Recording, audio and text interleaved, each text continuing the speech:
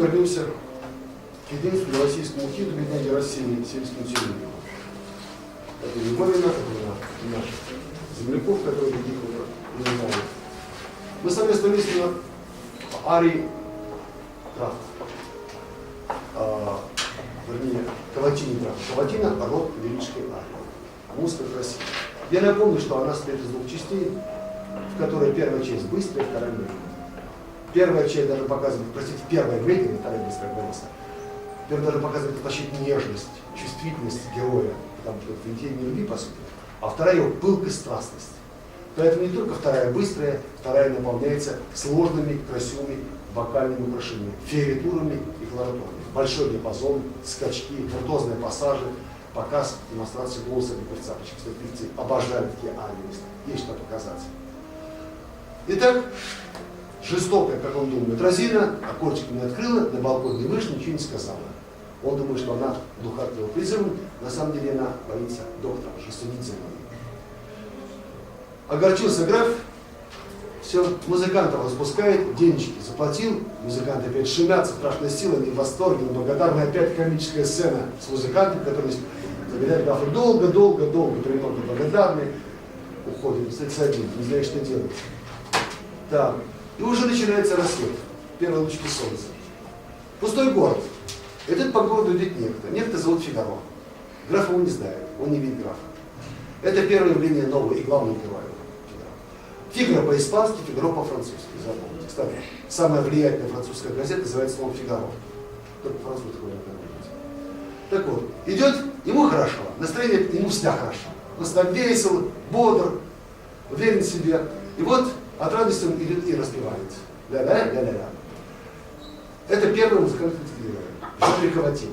Вот то это тоже видно. Каватина не просто ария, ария лирическая. Ничего лирического в музыке Фигаро нет. О чем распевает? О самом приятном для себя. А самое приятное для себя это он Фигаро. Это о себе, дорогому любимому. В этом смысле уникальная Каватина. Почему? Не только что она не лирическая, а потому что это по сути автопортрет с положительными красками. Я такой замечательный, я такой умный, добрый, находчивый, ловкий. В общем, все достоинства у себя находят. Но все равно никто, все спять не слышат, поэтому он себя похвалить не могла. Это автопортрет. Вот. Но главная черта, которая в этой музыке показана, это действительно его живость, находчивость. Это динамо-машина. Это электростанция ходячая. Масса энергии, масса идей. Никогда не унывает. Всегда веселый, живой, напористый. Вот эту характеристику Россия не подчеркивает. Причем Фигаро в буфоне, потому что Россия не посмеивается. Ну а как бы мы посмотрим человека, который себя хвалит, так, не скрывая. Вот я такой-то, я такой талантливый из себя. Мы тоже улыбались. Вот и здесь он вызывает эротику. Вот действительно готовый день. Ария большая, ария красивая, ария безумно сложная. Я напомню, что партию Фигаро поет баритон, низкий мужской голос. Не самый низкий как голос, но тоже ведено.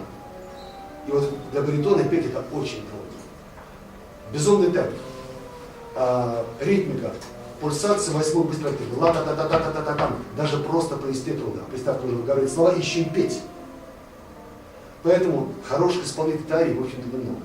Я скажу, вы считаете, кто самый лучший? Магомаев. Точно. Точно. Если вы слышите, сейчас будет передача, послушайте, никто так не пел. Даже итальянцы так не пел. Я слышал итальянские записи. Так вот, почти что все тормозят. Представьте себе, вот очень быстрый пассаж. Трудно, и вы начинаете замедлять темп невольно. Практически любой из. И я это делал, когда озвучивал. Так вот, почти что все замедляют. Он поет на одном дыхании с большей скоростью. Особенно, когда идут русские певцы. Почему? Там он часто припевает. Мы по-русски припеваем так, ля-ля-ля-ля-ля-ля. Это по-русски. По-итальянски припевает раньше. Ля-ран-ля-ран. А теперь попробуйте быстро пропеть ля-ран-ля-ран. У вас будет язык заплетаться. У меня тоже заплетается. Я не итальянец. Так вот. И вот все начинают тормозить. Русские певцы только ля-ля-ля поют. Вот тоже упомянутый Муслим Магомаев умерший, он пел ля-ля-ля с сумасшедшей скоростью, как пулемет. И при этом еще играл. Понимаете, Фигаро актер по натуре. Есть такие люди, которые любят играть, актерствовать. Никого нет, кто не смотрит, можно поиграть. Он разыгрывает, как он общается с людьми, со стариками, с женщинами, с детьми, как он кланяется, благодарит, как достает свои инструменты, как бритву затачивает, все это он показывает. Вот представьте, даже когда тот же Магомаев пел на сцене, не в спектакле, он не только пел, он еще играл телом, пластикой, мимикой, всем. Помните? Вот великая ария. Написано необычной, но вернее для России типичной форме. контрастно составной. Он не любил классические формы, которые писали Моцарт, Глюк и прочие. Гендель из персона. Так вот. Поэтому немного музыкантов способны спеть эту арию хорошо. Держи, я сейчас это покажу. Ария большая, здесь есть свои подъемы и спады, здесь кульминации. В арии кульминации он останавливается, он идет по улице, но когда он приостанавливается делает движение, так, и подчеркивает многими средствами важность этого места. Само вступление уже показывает неукротимый темперамент тембрики. Ла-ла-та-та-та-та-та. Я даже не успею окропить. И сыграть это трудно фортепиано. Так вот, с этого начинает. А потом вступает оркестр с новой темой «но». Это уже не вступление. Не так вот вступление, как правило. Страница, напоминаю, кто-нибудь толкнуть, 43.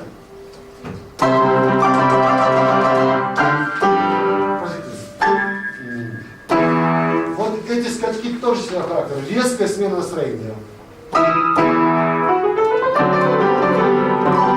Еще раз. Вот такой темперамент. Закончим вступление камни. А потом оркестр играет такую фигуру.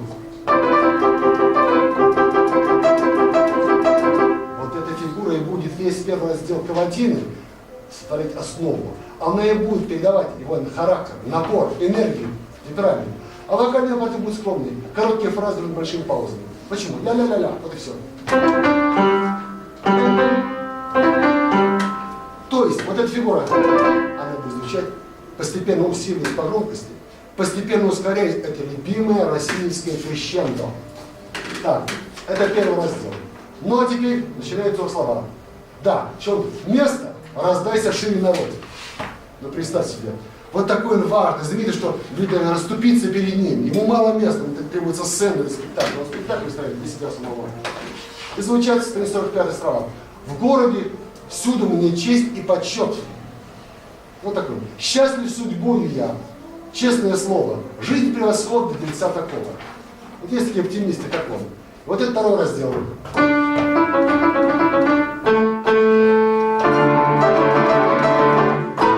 Да, вы слышали выступление. Это второй раздел. Теперь. Кончается он вот каким разделом, местом, 47-я страница. Он поет, много раз повторяет эту фразу. Запомните важный музыкальный термин. Парландо. По-русски скороговорка. Так называют в ариях буфонных героев место, которое звучит очень быстро, где повторяются одни и те же слова или слоги текста, и где часто повторяются одни и те же звуки, как буквально в скороговорке, на якутских богах. Ла-та-та-та-та-та-там. Повтор одного звука. Это и скороговорка. Она типична для арий буфонных героев. И здесь, и у Базилио будет, и даже будет, например, у Фарлата в русской опере Руслана Людмила, что тоже герой буфон. Так вот он поет, вряд ли найдет счастливец такой, как я. Слава и честь. Кому? Естественно, ему, Фигаро. Это кульминация, поэтому здесь.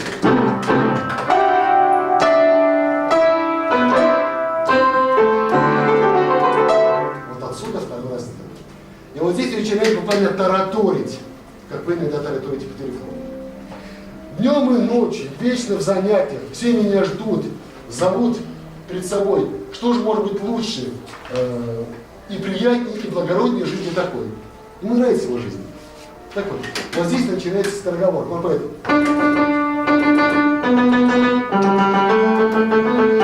Вот это и есть. Парландо, скороговорка, музыкальная и речевая. Это второй раздел. Теперь. Итак, рисуйте эту картину, что он всем нужен. Туда, сюда, направо, налево. 49-я страница. Здесь впервые прерывается ритмическая пульсация. Почему? Здесь Фигаро начинает играть в лицах.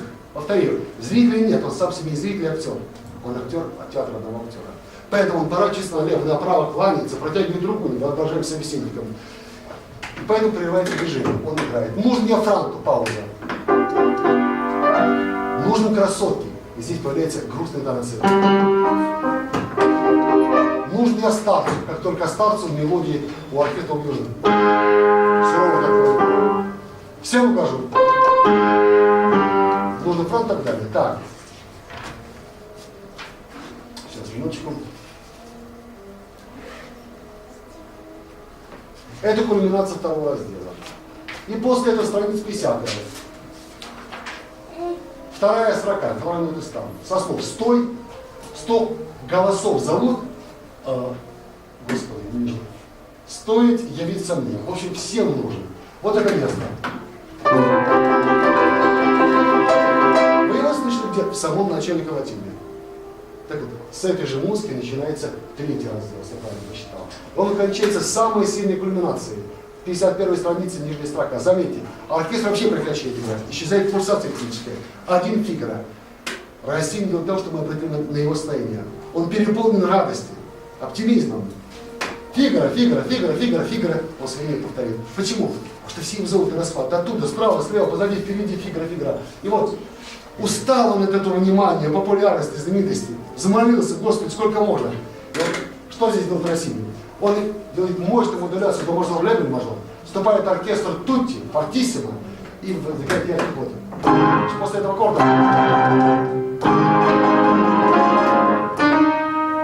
вот это кульминация. А потом кода.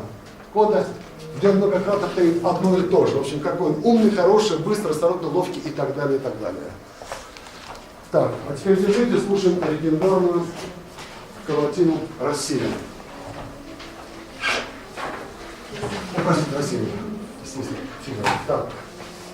Сейчас, минуточку. А вот. Леран, Леран. О, Господи, как же произносится.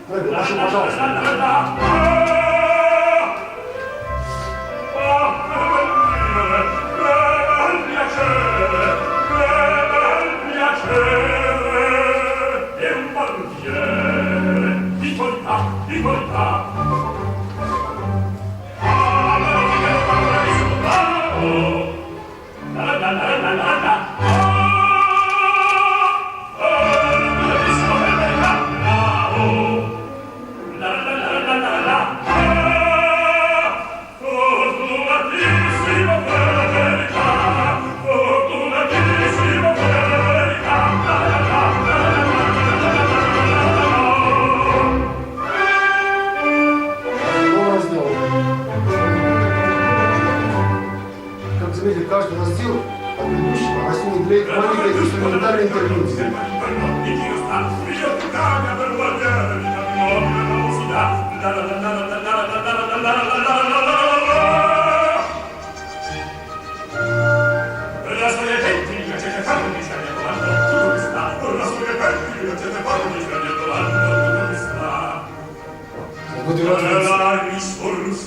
Я это нужно, и это все.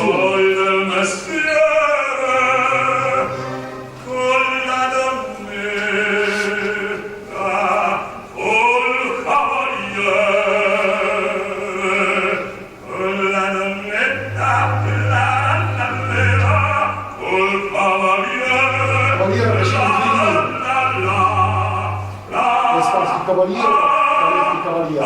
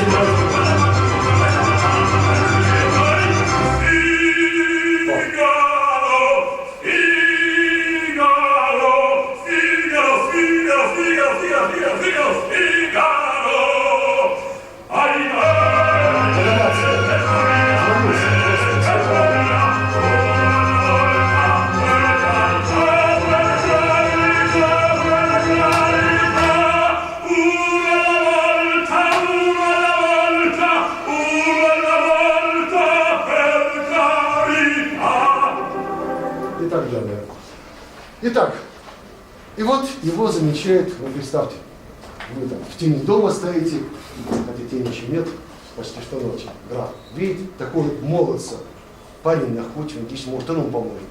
Он выходит из этой самой тени условной, они знакомятся. Тут, ну, чем дело, вот, ну, господин пришел с спецсеринаду, даме, ну, все в порядке, я все сделал, не волнуйтесь. Как любит говорить нынешний герой, все под контролем у меня. Так, во-первых, я знаю, кто это, этот дом знаю, ее знаю, я что вхож. Так, во-вторых, сейчас составим план, все дело в чем, были бы деньги. Так есть деньги, все, тогда замечательно. Были бы деньги, город свернул. Он свернул, действительно. Почему так деньги? Да потому что важные слова, которые будут читать дальше, это слова про металл. Какой металл? Естественно, благородный, желтый металл, про золото. Будет золото, все сделаю, все, что хотите, за ваши деньги. Так вот, и выстраивает план. Значит, мы сделаем вот то-то, то-то, то-то, то-то. И граф только успевает кивать головой, потому что у него нет идей, что делать дальше. И этих людей много у Фигара. Он буквально фонтанирует идеями. И это придумывает, придумывает. И вот этот разговор отдельно о том, значит, как он, Фигара, помог графу, да все что угодно, господин граф. Так вот, составляет их дуэт. Это первый дуэт этой оперы. И дуэт знаменитый, дуэт графа и Фигара. Дуэт любопытен тем, что здесь участвуют двое, но по сути ведущим является не граф, а аристократ, дворянин, Фигара, простолюдин. Он умнее, находчивее, сообразительнее, упорнее графа. Он мотор всего этого дела. Так вот, дуэт. В чем проявляется ведущая роль? Во-первых, в том, что начинает этот разговор Фигара, ну это еще не все. Потом вступает граф. Но когда граф вступает, вы услышите, граф начинает петь те же музыкальные фразы, с звучали в партии Фигара. Он его словами выражается. У него нет своих слов, он лишь повторяет слова Фигара. И так будет и дальше. Сейчас, минуточку. Долго. Не вижу. Ну да. Мысль одна добыть металл. То есть когда будет металл? Впрочем, говорит, золото, денег. А когда будет металл, Фигара город свернет. Да, кстати, здесь есть некоторыми корифейными студентами надписи разные. Так вот, почти из них неверно. Поэтому не верьте этому. Что потом, если пишешь грады, будет один. Никакой не финал. Итак, знаменитый дуэт, где показаны разницы в характерах того и другого. Граф здесь мягкий, чувствительный, нерешительный, сомневающийся. Фигара полная противоположность. Заметьте, как я показываю. Во-первых, у него размашистые скачки. Вверх и вниз. Повторю, двойной пунктуалит, очень острый напористый. Это у Фигара партии голосовой. А в оркестре тираты, которые звучат обычно в героических ариях. Почему? Он готов даже подвиги граф совершить.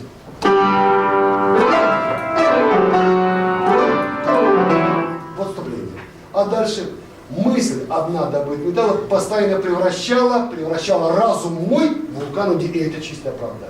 То есть как только светит прибыль, добыча, получение гонорара, все, он придумает сколько угодно, и как угодно. И вот начинается разговор.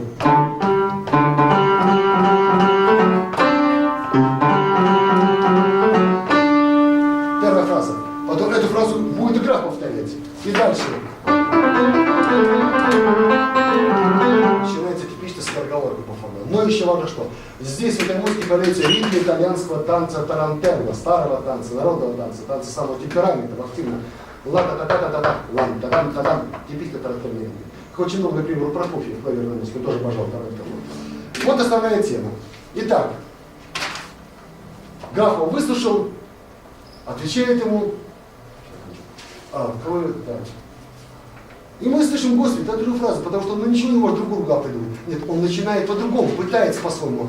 Слова. Ты проявишь, получив вознаграждение. Вот.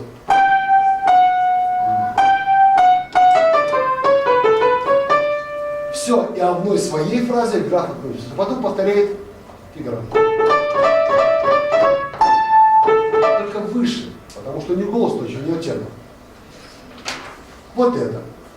Это называется дуэтом, но вообще-то это большая сцена, как у Моцарта, как у Глюка, сцена, где меняется их характер настроения. И где не только пение ариоты, но даже есть пение речитативное, страница 81, видите, самый настоящий речитатив. Почему в этом есть? Да потому что здесь Фигара говорит, а мы все равно можем быть, вы один из солдатов и проник туда. Как солдат? Объяснил? Да, вы солдатом. Вот когда лишь принято решение, вот тогда появляется новая тема. И тогда, когда игра становится, да, солдат, бог с ним, тогда они поют не поочередно диалогом, а одновременно. Это со страницы 82-й. Игра поет. Да, мне тоже самое, что было, но одновременно крепкий игра поет.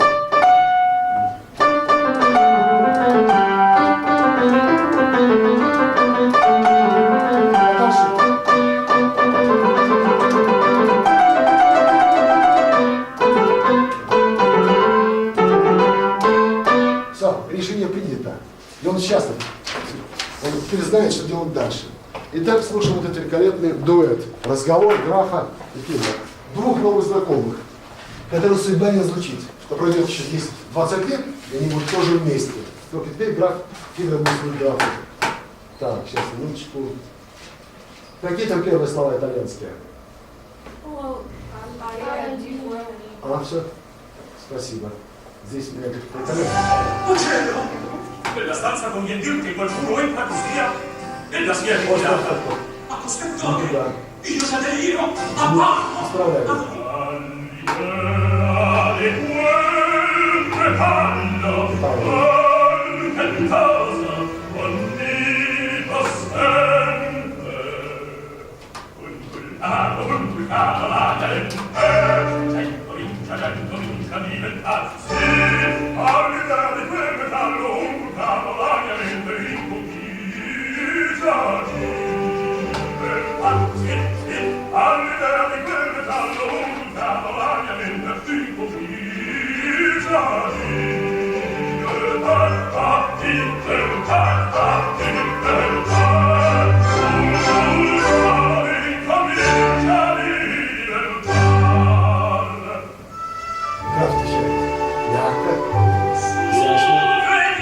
Потом переходит на язык Фигара.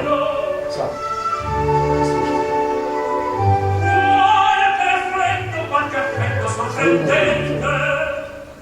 Del pulpante della mente, qualche mostro singola, К месту, где они вместе поют, одновременно говорят.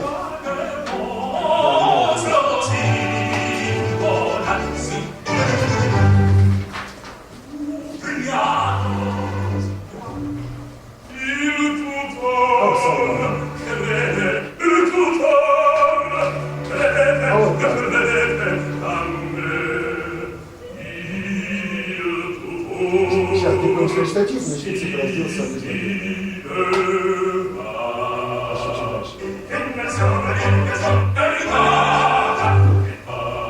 Все.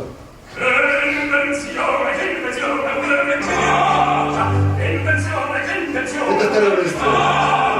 Дуэтная сцена. Опять же, знаменитая российская крещение. Нагнетание разрешенности. Радости, победы, энтузиазма.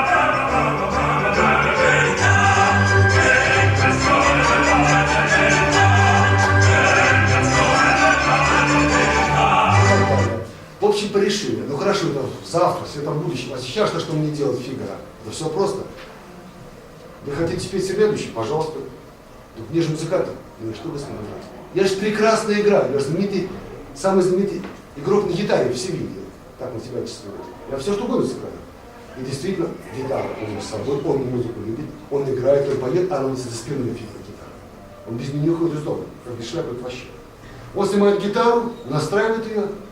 И теперь уже не оркестр, не ансамбль, а гитара сопровождает новую и по смыслу грамм. И это очень важно, и Россия не подчеркивает.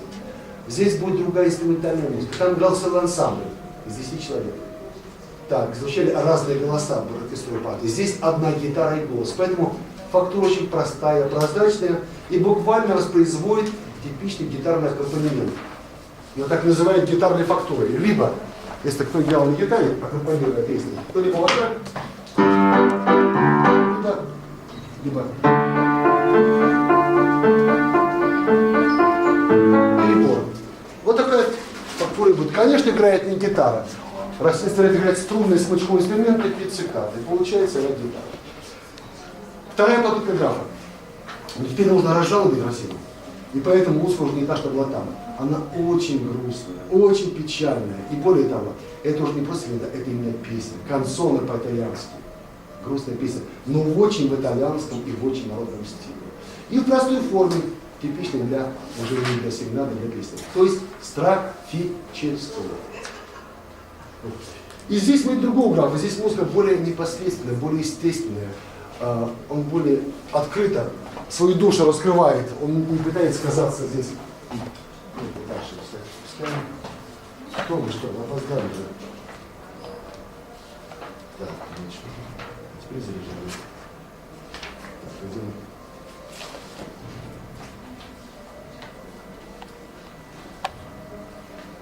Так, я прискочила от моя вина, прошу прощения. Увлекся разговором. Сейчас управлюсь. Итак, ля минор, анданте, шеститонный мер, типичные для итальянские песни. Вот эта фактура игры гитары.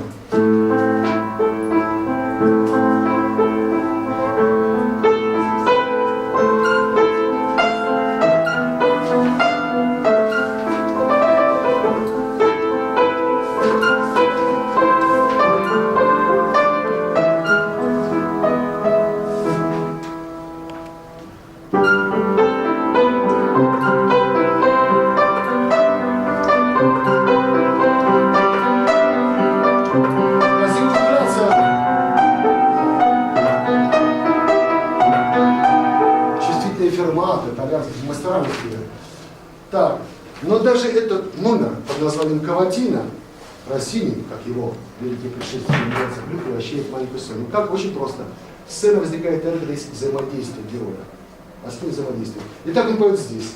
Вдруг акустика прикрывается, чуть-чуть. Появляется лицо Розины, и она в полголоса, что не слышал доктор, говорит: продолжайте, я слушаю вас. Вот так возникает дух взаимодействия. Поэтому это не сольный номер, это настоящая сцена. И вот тут уже прибавился, она его слышала, он не зря старался, все. Он с энтузиазмом поет вторую строфу этой своей каватины, вернее, песни, канцоны. Вот здесь он, да, совершенно лирический герой. Так. Какие-то первые слова по-итальянски? Лавостро? Нет? А, сильмио, да? Простите. Итак, сильмио.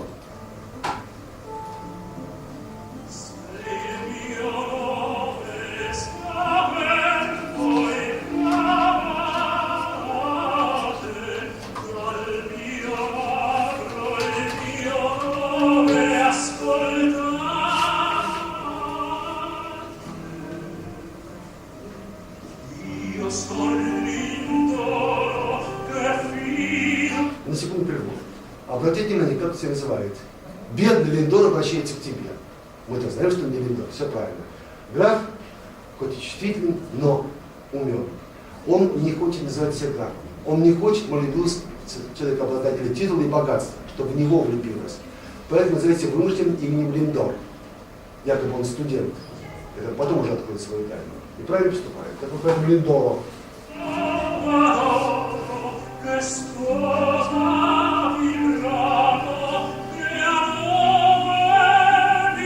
Очень стильная музыка, очень итальянская. Такие сегодня еще можно в Италии услышать.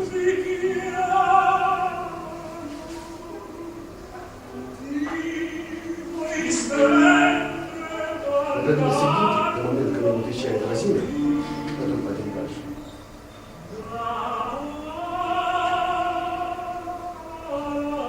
Каденция. Формат еще одной степени скачком.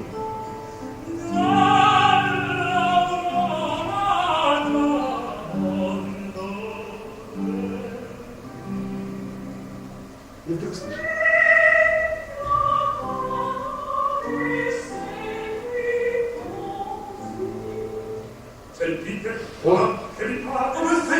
Вы заметите, кроме того, что есть отклик ее Розины, потом еще возникает краткий речитативный диалог Фигара и графа. Да, вы слышали, мне показалось, да, это она ответила. Вот почему это повторили. Не просто это сцена, здесь взаимодействие с сценой. Здесь Достоевский повторяет и влюбка, и Моцарт. Итак, все. Значит, спела, он принят, он не отвергнут, теперь может действовать дальше по плану, который задумал Фигара. Кончается первая картина первого акта. Утро, вторая картина. Теперь мы уже в доме мысли оказываемся. Это комната Розины. И так она одна. Она вспоминает эту серенаду. Но сами понимаете, в темноте разглядеть, кто там внизу очень можно. Она воображает себе прекрасные знакомства с таким удивительным нежным голосом. И вот здесь Розина — первый портрет Розины, этой героини. Розина очень не похожа на ту графиню, что вы слышали у Моцарта, Сарди Фигаро. Это какие-то разные люди. Ну, естественно, за 20 лет может сильно измениться, и внешне, и внутренне. Здесь это простая девушка, кстати, она не дворянка, в отличие от той графини, которая стала уже женой графа. Вот. Она привлекательна, она может даже красива, она кокетлива, так, все верно. Она лукава, вот. И при этом девушка опять непростодушная, недоверчивая, которому все что угодно сказать, я говорю. Ей палец в рот не клади. То есть она пока такой, что у нее коготки есть. Она потом покажет их в общении с доктором Бартона. То есть образ здесь неоднозначный, противоречивый. Это такая, знаете, скромная, тихоня. Нет. Девушка с бойцовским характером. Весьма. И Розину вот покажет очень просто. В ее знаменитой «Каватине», это тоже шедевр этой оперы, тоже два раздела. В первом Розина показывает такой, какой хочет казаться в глазах остальных. А во второй части, какая есть на самом деле. Ну, как часто бывает мы, когда в компании незнакомые, тоже всегда делают, вначале, чтобы там, людям понравиться, а потом, когда начнем полностью друг понимаем, мы уже сами собой становимся. Вот так и Розина делает. Поэтому вначале мы чувствительная, возвышенная, мечтательная, задумчивая, а потом, я всегда послушна, я простодушна, я тиха, я скромница. Это она поет о себе, аттестация. А потом спел пелать, но никому я не позволю что-то мне говорить, указывать и так далее. И любой, кто посмеет, еще понимаю, что пусть киноматеру покажет. Вот такая контрастность. Поэтому здесь Розина, она одновременно и лирический персонаж, и комический, буфонный. И вот в первой арии она лирический, какой хочет казаться в библиотеке, а второй на буфонный персонаж. Поэтому выступление здесь очень странно, необычно. Представьте, девушка поет нежным голосом красивую музыку. Какое может выступление? Совсем не такое, как будет здесь. Такое ощущение, что сейчас перед нами выйдет какой-нибудь там, знаете, гендерский герой, сотрясатель, поражает миры, фортиссимо, оркестр тутти, терапи, помните, фильм «Двойной ритм».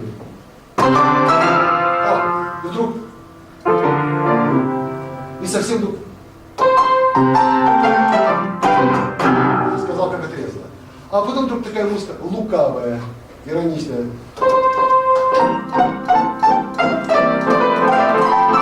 Вот такое вступление. И чем кончается? А опять музыка героическая, сказал бы.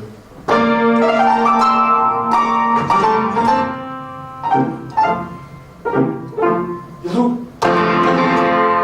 вот такая она. И начинается в полуночной тишине. Сладко пел твой голос мне. Совершенно лирическая музыка. Чувствительная, мечтательная.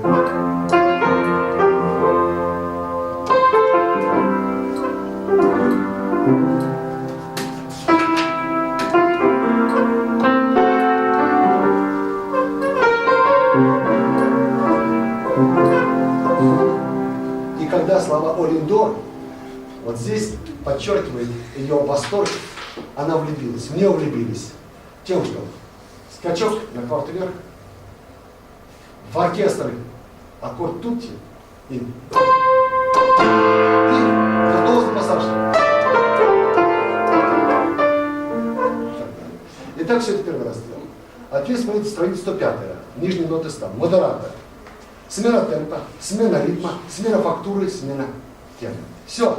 А теперь можно себе показать, уже не скрывая, какая есть на самом деле. После каких слов? А все преграды мы победим. Победим почему? Потому что она тоже не ровного десятка. Она напоминает чем-то Фигаро, только в юбке. Сама эта Розина.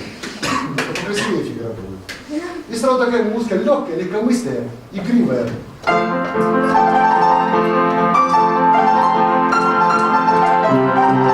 Наступление и так далее. Переступает голос Розины. Я так безропотно, так простодушно, вежливо очень, очень послушный, уступаю всегда и во всем, всегда и во всем. Это в начале.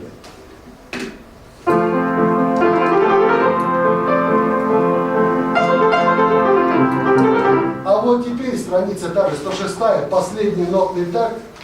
Но задевать себя я не позволю. И все поставлю на своем. Если я уступаю, но все будет по-моему. Вот так. Вот. Если другая разина, ну что делает Моцарт? Он меняет ритм, фактуру. Обратите внимание, как играет оркестр. Оркестр играет музыку в том духе, в котором играет музыку под пляску в ресторане. Бойко, разухабистая музыка. И мелодика меняется, в ней появляется повтор звуков. Парландо.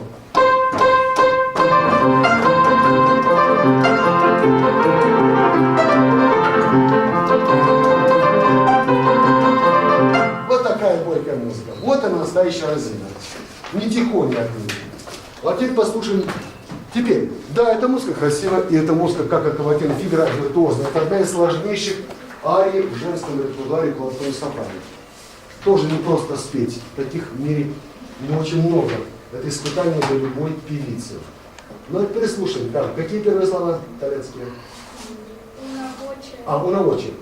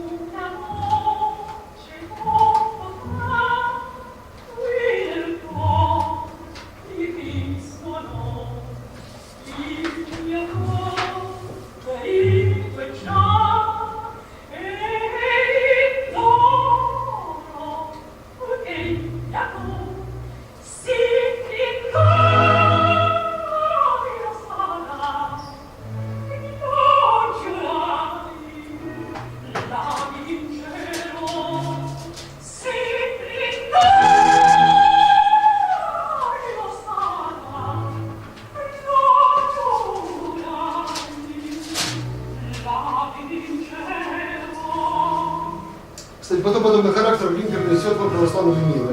Но Людмила будет очень похож на Россию.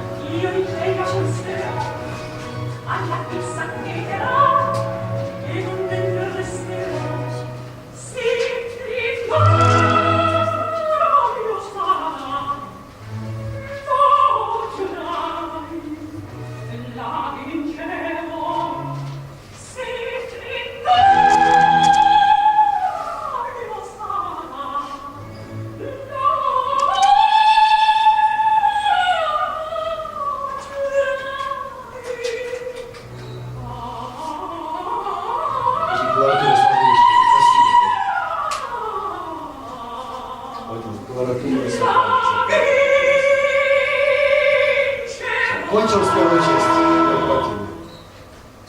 Вторая. Это доверчиво, и так послушно, так простодушно, так вежливо. Чем-то и на Фигаро похоже даже в этом. Самооценкой очень высокой. А здесь вот количество музыки и коготки. Очень еще лучше.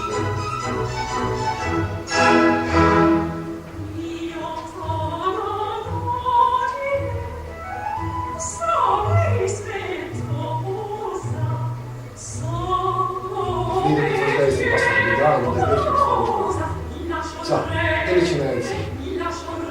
Но я не позволю. Будет так, как я хочу.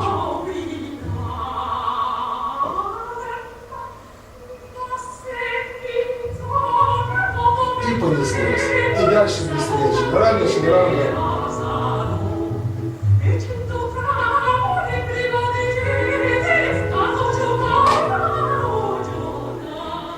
Да. Теперь. Все прекрасно. И вот тут в дом приходит друг, наперстник доктора Бартола, Дон Базилио, Святой Отец, по совместительству он учитель пения Розины. Это вот вторая работа. Так вот, повторяем. А здесь, в этом образе, когда-то Бомарше в своей комедии, а здесь уже Россини, как композитор, выводит священнослужителя очень иронически, очень сатирически даже, так сказать. Высмеивает больше, чем взял Моцарт. Моцарт не мог себе позволить тогда, в ту эпоху. Россия же может себе позволить. Кстати, хотя он католик и из католической Италии. И блестящий портрет. Напоминаю, в чем дело. Значит, получил какую-то анонимную записку доктора. Вот так вокруг Розена играет там какой-то молодой человек. И доктор встревожен, что же делать-то? Беда, спасать надо, будущее свое, светлое. И вот он этим тревогами делится своим портретом на перце. Нет.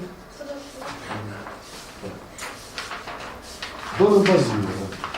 Но Дон Базилио, повторяю, опытный интригант, старый клеветник с большим стажем. Тоже фигура, знаете, со знаком минус, но равная по разрушительной силе Фигара. Только это положительная сила, это вот отрицательная. Все в порядке, никаких оснований нет. Мы его уничтожим в один мах. Как? Мы не будем его ловить, нанимать убийц, мы его клевещем. Так что все сирийны будут смеяться, издеваться. Он и бежит отсюда, пожав хвост. Вот что мы сделаем. Как? Это беру на себя. Я сейчас скажу вам. Чем необычна эта ария? Итак, ария. Вспомните, ария служит в опере выражение чувств. Здесь никаких чувств нет. Так, во-первых, а что же есть? А вот что. По сути, Дон Базилио делится со своим другом и работодателем Доном Бартоло технологией клеветы. Как нужно и можно оклеветать человека. Раскрывает свои профессиональные тайны. Политтехнолог той эпохи. Вот кто Дон Базилио. Поэтому это рассказ повествования, как будто это речитатив. В этом необычность арии. Повторяю, он исполняет функцию речитатива, он рассказывает, повествует. Но в делах прозаичных, поэтому здесь не ищите никаких красот. Здесь будет, хотя это ария, но и мелодика будет речитативная прежде всего. Почему он ее речитативом не сделал? Хороший вопрос. А потому что мы не стали бы слушать. Это на 5 минут, по-моему, в речитативе скучно. А вот в арии увлекает. В том-то и дело. Понимаете, 7 жанр оставьте в мелодии. Но герой-то буфоны, как и Фигаро, комический. Поэтому у него очень много парланта, скороговорки, то есть повторов одного звука и в быстром темпе. Но еще он тоже актер по натуре, этот самый Дон Базилио. Итальянцы, по-моему, все актеры по натуре. Может, вы слышали, может быть, нет. Еще Достоевский заметил про отношения итальянцев и русских. Это было так 130 назад. Что итальянцы — это комическая пародия на русских, а русские — трагические пародии на итальянцев. Действительно. Пообщайтесь с ним, почувствуйте правоту Достоевского. Так вот, он еще играет перед доктором Бартоло. Он притворно грустит, он притворно возмущается. Это все спектакль. Он делает то, что потом будет делать. Что я предполагаю игру некоторую. Так вот, вступление. Повторяю, духовный отец, у него сутана, это шляпа. Поэтому он должен быть сдержанно, мягко, смиренно. Он так и начнет говорить. Но постоянно забудет. Распояшится, забудет, что он духовное лицо не сдержанное. И когда он влечется к своему делу клеветой, уже музыка будет размашистая, удалая, энергичная, он уже и шляпу сбросит, воротничок расстегнет. Потому что предмет увлекает, но начало сдержанное. Я сейчас нужно показать место. Это вступление, которое он играет, потом будет изучать саму музыку.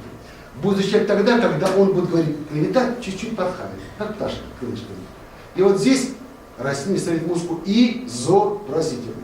Потому что реплики ответ как порхающие словечки клеветы. Вот это.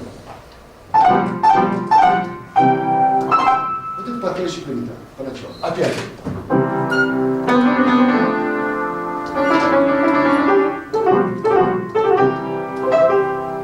И так дальше. Теперь. И как будто бы украдкой слух людской 2 ласкает, вот здесь показывает, что украдкой ласкает, а Россия делает то, что делает, вставляет в партию Базилио мягкую плавную мелодику, ариозную причем. Хоральные аккорды, как в церковной музыке, он же находится. Красивые модуляции, даже какую-то грусть печали.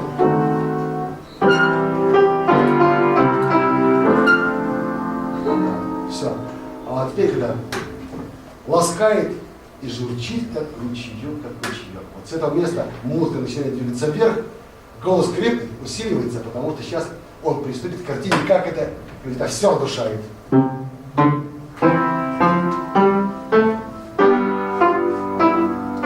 Каденция. С этого момента Россия включает свой любимый российский крещендо. Вступает оркестр и начинает играть одну и ту же мелодическую, фактурную, ритмическую формулу. И будет, повторить это много раз, усиливая напряжение и увеличивая скорость. Начинаем. Да, вот она.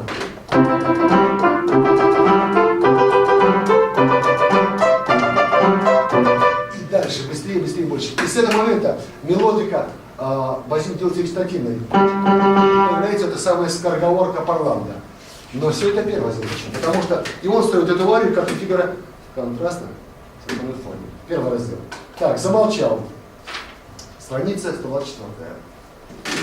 Прекращается это крещендо фратинское. Звучат трубы. Это голос судьбы, который сообщает будущей жертве, что она уже обречена. Все. Она будет повержена. Дальше возникает новая фигура. Тоже фигура крещендо, но вториногая. Я не секретарь репетиции. Итак, все сильнее с каждым часом возникает толкование. Вот гремишь общим глазом. И вот кульминация, 125 страница, последняя строка. Заметьте, фортиссимо, оркестр тути, пунктный ритм.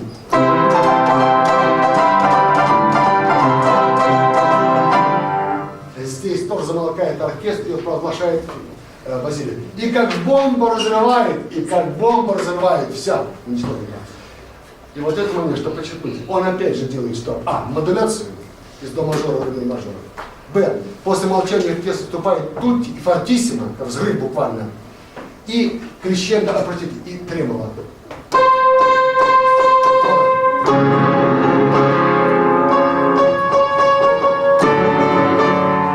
А дальше понеслось. И дальше большая кода. Где он повторяет одну и ту же фразу. Значит, что клевета уничтожает, клевета уничтожает, клевета уничтожает. Одни и те же фразы, одни и те же звуки, одни и те же аккорды. Скороговорка. Кстати, эта ария тоже виртуозная, причем они исполняют бас, а бас еще другие, чем баритон. Поэтому для басов это тоже одно из испытаний, когда не каждый бас сможет хорошо выдержаться. У большинства заплетается язык здесь, по тем же причинам. Так, опять какие-то слова. Повторяем.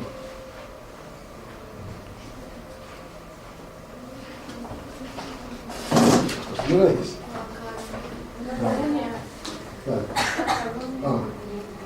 На колумне. Запомните, клевета по-итальянски. Может пригодится где в общении с итальянцами.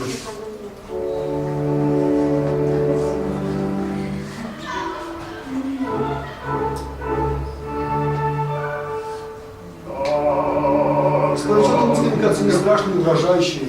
Но потом здесь такое. Постепенно, как клевета.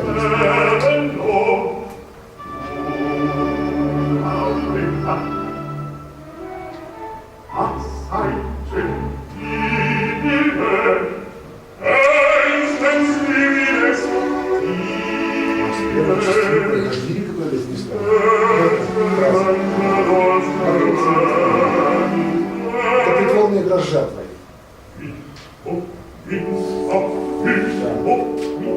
Сейчас качается первый раздел. Качается. Второй раздел. Тихо, тихо.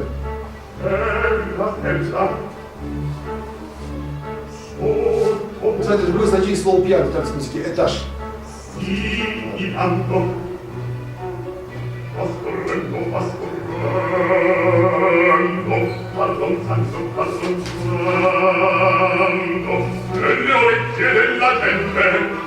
Si introduce destramente, e le teste di cervelli, fa stordire, fa gonfiare. Третий раздел. Dalla bocca fuoriuscendo, Желтый совет постоянно. chiamazzo va crescendo, Своей наборы. prende forza poco a poco, Сейчас инклинация можно. ora il tranquillo quello, sente fuoco la tempesta che dal sente la foresta, al schianto brontolando, che ti fanno congelare, quando entra monte, io sigo, non mi aspetto, Честно, здесь раздувается лица. На свете певца.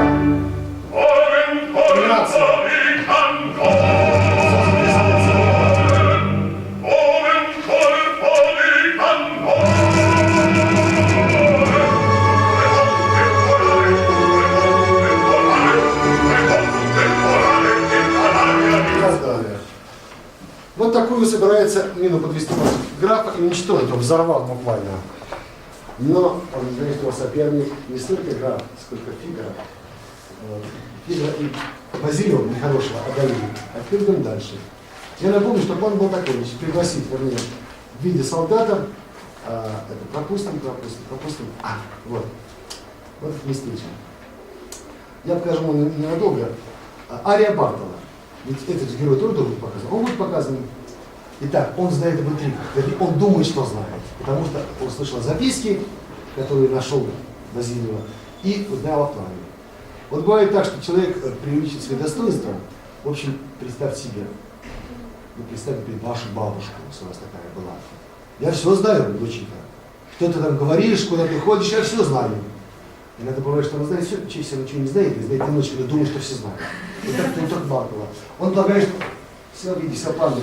Он посмеется над ним, он игру их видит. На самом деле все проспит. Он слепой. Он проиграет с треском, с позором от сражения, схватку с Фигаро. Но, повторяю, он придумает все иначе, поэтому он напускает из себя важности. И вот этот портрет, представь, человек, который говорит о себе, Фигаро говорит по делу. Да, он действительно и находчивый и так далее, просто он хвастается. Но он таков. А Бартол не таков. Он преувеличен достоинство. Так вот, возникает контраст между тем, что он себе говорит, и тем, что на самом деле чем недалек, мягко говоря, глуповат вообще-то доктор Бартол. И Фигаро это знает, и тем и пользуется. А Мускин себя показывает. Так вот, что делает Россия? Он показывает образ иронически, насмешливо, что глуповат доктор, не тянет на пророка. Итак, Ария Бартола. Я недаром доктор зоркий, все мне ясно, все мне видно, недомолвки, отговорки, синьорина, как не стыдно. Так вот, чтобы показать, что он о себе думает, он думает, что такой решительный, вообще крутой. Так вот, что делает Россия? Вот представьте, он внешне тюфяк, он полноватый, неуклюжий, а дает ему мускулы везде. Скачки, движение по аккордам, то есть элементы героики, героической музыки, он никак не герой, антигерой. Возникает контраст между музыкой и обличием. Так. Это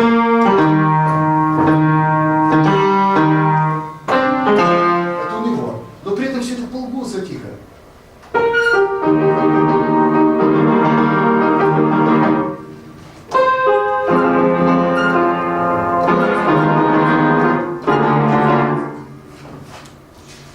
Вот такая характеристика этого самого героя. То есть понятно, никаких шансов у него соперничать с графом, вот такого нет. Итак, доктор Бартола. Я недаром доктор зоркий. Так, какие-то первые слова? Как сказали? А, тогда все. Сейчас. Сердечко. Нора. Нас говорит, как падает, Владимир. Бежали пропустили. Да, господа, должны, что в оперной музыке практика театра бывает такой, когда театр выпускает целые куски и номера из оперы, к сожалению. Я с этим сталкивался. Вот я здесь не вижу. Нашел. Только минутку.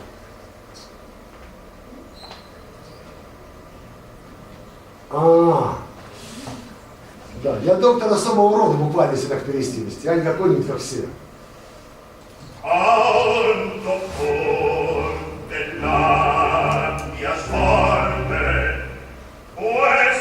Мне что-то контроль. Мышцы сказать.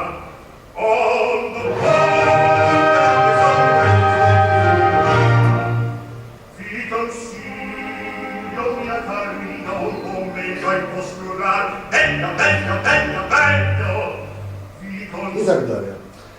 Итак, в доме вечер, темнеет на улице, и вдруг бабах стук в дверь. Громкий, нахальный, дерзкий, а вы знаете, кого не ждете. Это пришел солдат на постой. И мы знаем, что солдат граф. Вот с этого момента начинается финал первого действия. Как положено спящему финалу на берегу, сцена большая, сцена многоступенчатая, в которой постепенно принимают участие все действующие лица. Каждый появляется в этой сцене не только своим характером, поведением, но и со своей музыкой, со своей темой и вносит свое настроение. Возникает такая полифония настроения и состояния. И сцена, которая должна быть еще постепенно все более живой, темпераментной, то есть действие ускоряется к концу. Так будет и здесь. Граф изображает пьяного солдата. Ну что это, заплетаться языком, пошатываться, и чтобы тебе не вином побольше. Все, он это и делает. Вот. А потом повторяет Михаил Иванович, я к вам на постой, я к вам на постой. Граф, да как же так, вот у меня бумага, документ, освобожденный. Кто значит делает, кто читает, ничего не понимаю, здесь не то написано. Вот. И перевирает его имя, чтобы залить его, разобить больше. Так, кто-то еще раз, да как же так? Переводить бумагу не с головой, ученик не может прочитать его. Тем временем успевает бросить записку. Ну, обычное дело, записку. Граф, вроде бы уронил что-то. Быстро поднимает Розиныч платочек. Это Барклас заметил. Вот, а что это у вас там, сударыня? Что это вы подняли? Ну все, застигли, когда он был Розину. Но Розина девушка тоже не промах. Она быстренько подменяет бумажку. А это мне счет испрачный. А какой такой счет? Ну-ка покажи. Да пожалуйста. Открывает. А то есть счет испрачный. И Барклас первый уже в дураках оказался. А дальше больше было. Вот такая яркая сцена. Чем это кончается? В общем, шумит, солдат кричит, требует. Хотя никаких врагов нет. Они забыли об этой бумаге для постоя. Ну и тут на шум появляется патруль, ночная стража, ночной дозор. Так вот, появляется, что шум в доме, все спят уже, отряд входит. Ну и доктор, вот видите, заберите негодяя, мерзавца, арестуйте его, посадите его в тюрьму, а то он мешает. Вдруг этот мерзавец, если он бумагу, и дает офицеру эту караулу. Этот самый смотрит, делает козырек, отклоняется и уходит. Никто ничего не понимает, но мы не знаем почему. Он не просто граф и далее. Дело в том, что он еще и офицер этого полка. И, понимаете, не лейтенант.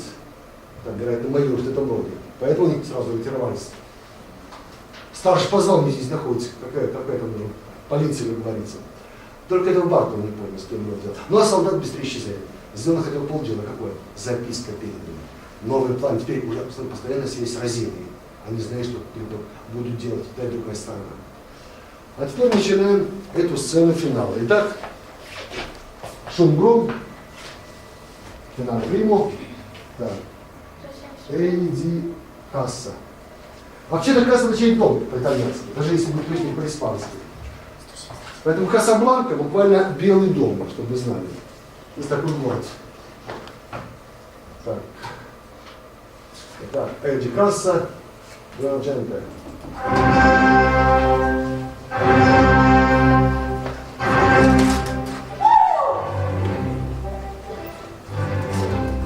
Здесь появится еще один персонаж, независимый. Марк, служанка, Бахала. Но начало космонавта солдата пьяного. Эй, противник на постое. Еще не знаю. Не верили, но здесь все.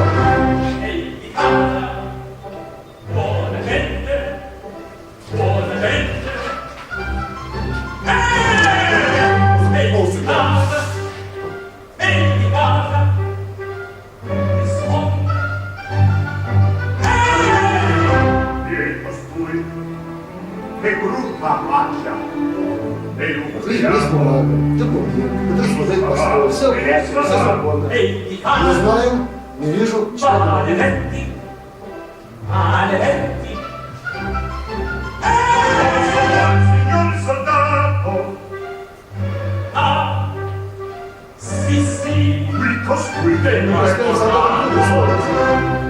Siete voi, aspetta un poco, siete voi, dottor Balordo. Видите, он доставляет дорогу, чтобы заметили, пожалуйста. Да какой же пароль? Ты же не написано, Барклас. А, Бертольд.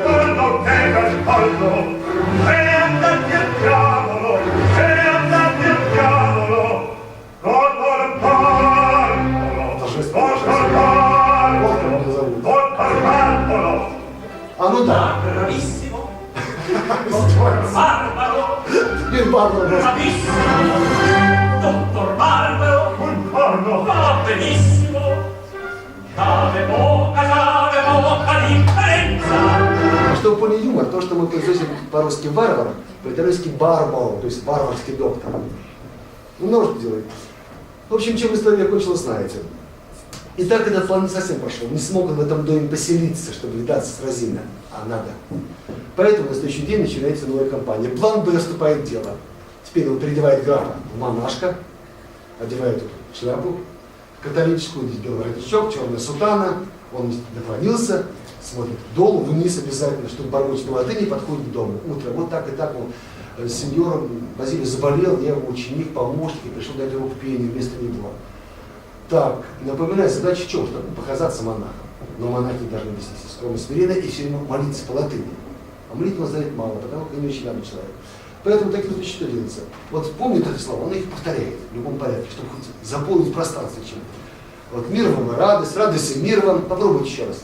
Вот он то же самое делает. И при этом очень тихим, елейным голоском повторить одну и ту же музыкальную фразу, а не только словесную. Потому что сказать нечего, надо притвориться. А тот не понимает, что за ученик, никогда не говорил, Базилий об этом ученике не упоминал, но появляется, да еще молодой, сомнительно, он недоверчив стал поучиться. Так, и он еще про себя шепчет, что-то здесь не то.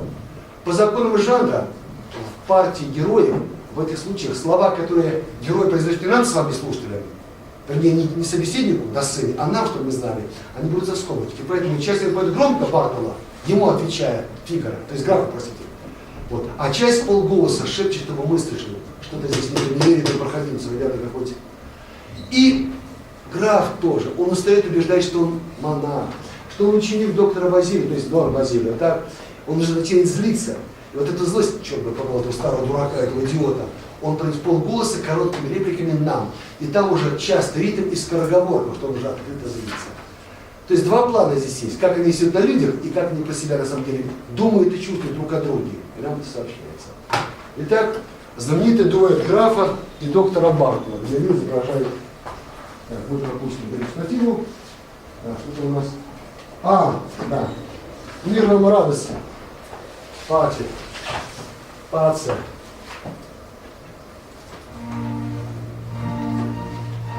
Можно сказать, тихо, елейно, спокойно, равновешенно, как много священнослужителей. Он писает за мной, мы тоже. Тысяча благодарностей.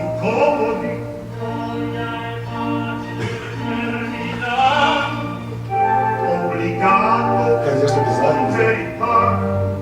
Потом можно доесть отслушать.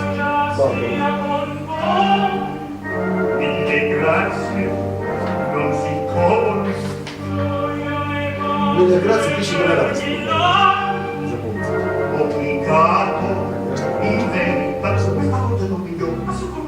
А это уж для нас. Для публики.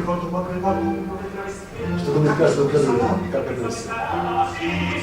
А дальше опять выпрямиться и мир, радость.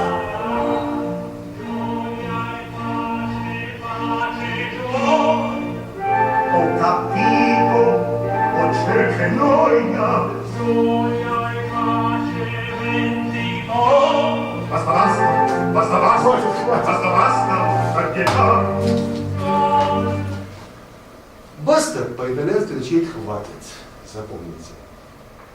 От итальянцев не раз слушайте, будет недоедательно. Вот 170 лет назад, 130, из этого итальянского слова сделано русское слово «забастовка», чтобы вы знали. Так, итак, господа, на сегодня мы с вами закончили. Прочитайте разбор первого действия. Из второго действия осталось минута.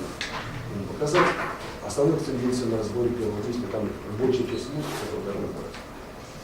Так, теперь, в следующий понедельник, это будет 1 февраля, вы будете рассказывать о содержании оперы, о истории создания, об особенностях интервью, о содержании первого акта. На сегодня все. До встречи.